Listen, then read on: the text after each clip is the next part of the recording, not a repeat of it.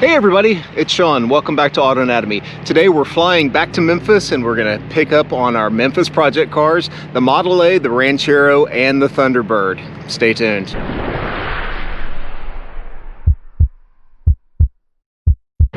So we're heading back to Memphis today, and I'm really excited to check in on all the progress that Dad's made on the Thunderbird mostly. When you last saw it, we had just taken it across the country, put like 1,100 miles on it in 3 days, and a lot of things were going wrong with the car, but we made it. The biggest things that were failing at that time was the brake booster went out on the way, the car developed like this huge oil leak, and then it started spitting transmission fluid out the back. But all of those things have been fixed, and I cannot wait to see what all he's done to the car. So let's go check it out.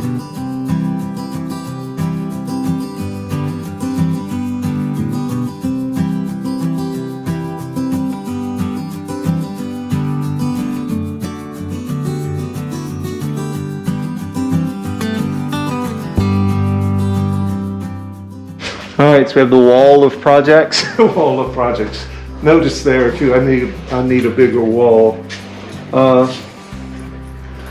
Okay, so where is the Thunderbird in? Thunderbird is right here. Okay, so this is the Thunderbird. And that's Ranchero stuff. Okay, ignition, noise, pressure, radiator, brake, lights work, brake lights, headliner, final top, power suite, seat switch, power antenna. I've got to do something with that trunk gasket. Okay, well, what do you think we ought to? well, why don't we start with the constant voltage regulator? Okay, And then look at like the brake lights, so that way you can drive the car. So why don't we do that first, and then we can all right, get the car drivable, and then see what happens from there.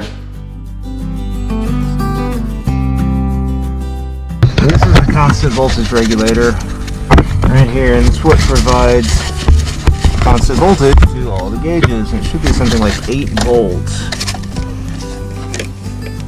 It was good to be back in the Thunderbird again. I have to say I've kind of missed this car, even though it is a pain to work on.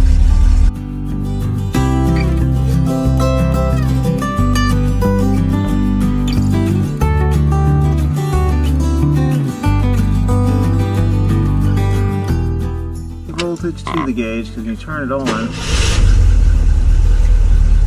moves. Yeah, it's almost like it's either the sending unit isn't working correctly or the gauge itself isn't working correctly. We can check and see what the voltage is, because on the bottom side here you can see the 2 terminals. Okay. So why don't we just check that out? Let me get the meter. Pull the ground off and it shows that it's overheating. Put the ground back on if I can.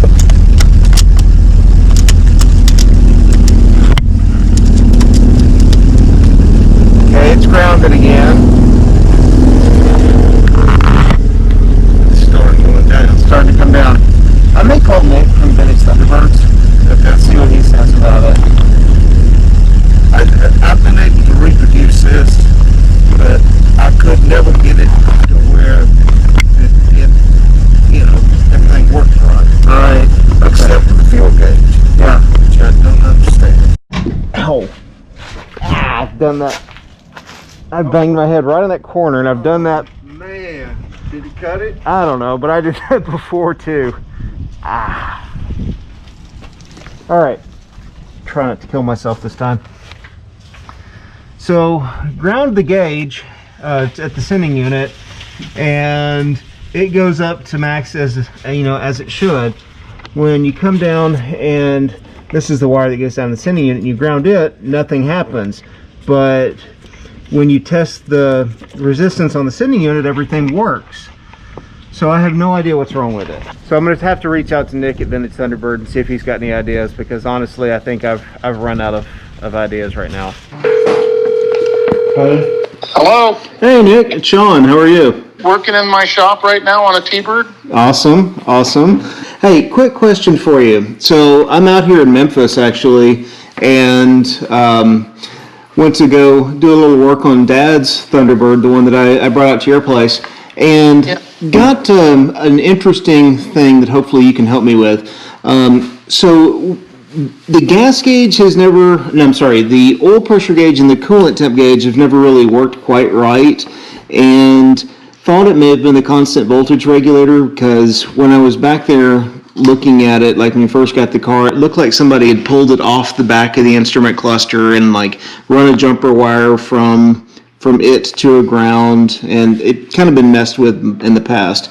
So ended up getting a new one, and with it all in place and grounded, when you start the car, the oil pressure gauge just barely moves off of the low peg, and then the coolant temp gauge doesn't work.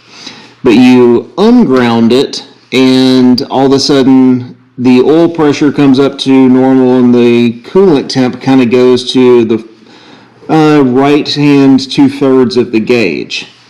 Now, if I pop the sending unit, the wire off the sending unit for the coolant temp, and ground it, the gauge immediately goes all the way to the right.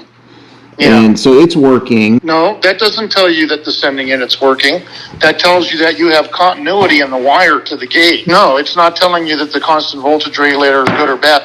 It's just telling you that you have continuity to the gauge, and the gauge is probably good because it's moving when you ground it. Not uncommon. Almost every Thunderbird I see, almost, when I start them up, the oil gauge hardly reads at all. Hook the wire up, ground the CVR, and then when you start the car, it should read nothing, and let it warm up. Now again, this car has the original motor, right? As far as I know, yes. So I would work that out, and once you get that, then you can say, well, I think my CVR is working, I think the gauge is working, so now move on to the other gauges, because now you know the CVR is okay. So now if the other gauges don't work, it has to either be the gauge or the sending unit. Okay. And it's not uncommon for the sending units to be bad. Well, listen, happy holidays, Merry Christmas, Happy New Year, greetings to your family, and thank you for all of that you're doing in the healthcare. Absolutely, my friend, and take care. I need to come out and see you sometime. Maybe after the new year, we can figure out a time I can take the Porsche out to come and see you, the 924. When are you going to have it painted? Next week. So I'm going to drop it off and hopefully get it back here in a couple of weeks and be done with it. Cool. Hey, call me anytime you need anything, okay? All right. Thanks, Nick. Thanks, Sean. Bye-bye. Bye. So after talking to Nick, it seems like the new constant voltage regulator is working, so I guess we'll just put the dash back together. Well, if you remember Nick, when he got in the car, he banged his head on that side too. Yeah. All right, so this is the first time I've driven the car since the road trip. Yep. And a lot's gone on with it since then. It had a brake booster failure. It had, let's see, what else? All the oil leaks. It had not running well, and all of that has been resolved. Well, it's roughing fluid everywhere. Oh yeah. So since you guys have seen the car last, a bunch of things have happened. So got a new brake booster for it, so it's got power brakes again, which I have to say makes a world of difference in driving this car. It was never meant to be a manual brake car. It had a bunch of fluid leaks that, you know, we thought was going to be like the rear main seal of the engine, and then it started puking transmission fluid.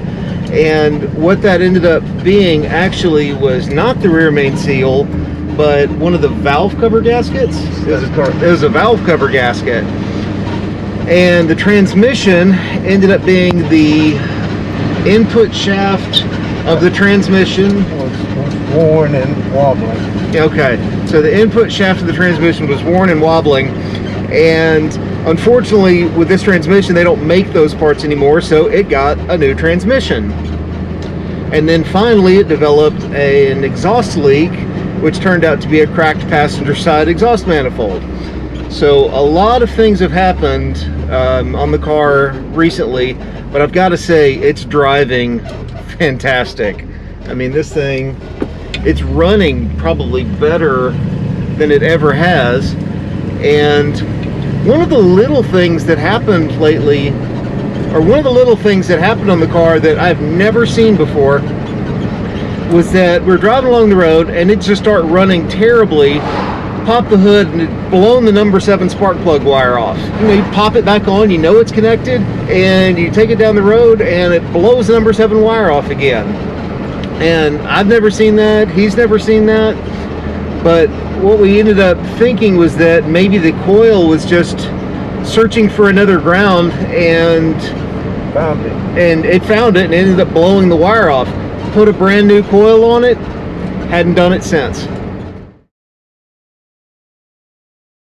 Yeah, we gotta fix that squeak. That's driving me crazy already. Yeah, I've been in the car 5 minutes and it already drives me crazy. Ford said originally that it was a lifetime thing. Well, lifetime in 1966 meant a different thing. Yeah, lifetime in 66 was what, 10 years maybe? Yeah, maybe.